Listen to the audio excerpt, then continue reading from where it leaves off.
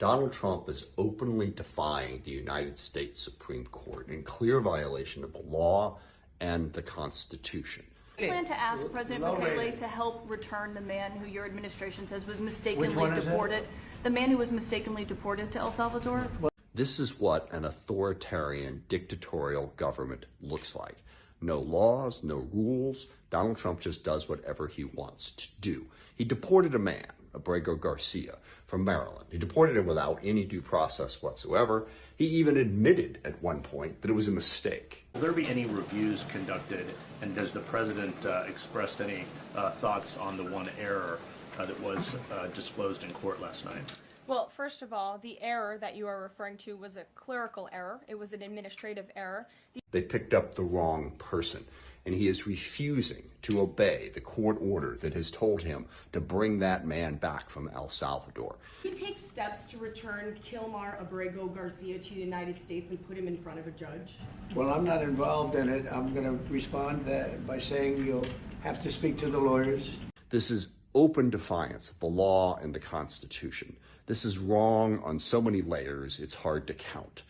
Crucially, it shows that Donald Trump doesn't believe in the law of this country. He thinks he is above it, as he has done repeatedly over and over and over again. But also, the person who was deported without any due process whatsoever. And this is happening in multiple instances.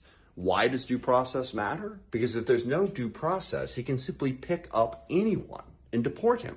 And take the particular example of Abrego Garcia. There was no evidence against him.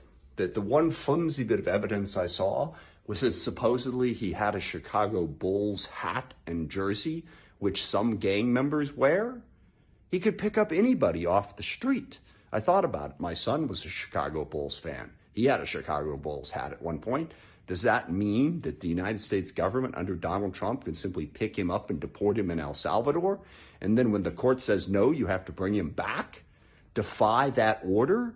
This is the breakdown of law in our country. Everybody, regardless of how you feel about border security or immigration or crime or anything, everybody should be against the United States government effectively disappearing individuals in this country without due process. This is exactly what a dictatorship looks like. We are not a dictatorship. We are a constitutional republic, and we should stand up against the Trump administration trying to tear that away from us. He must be held accountable.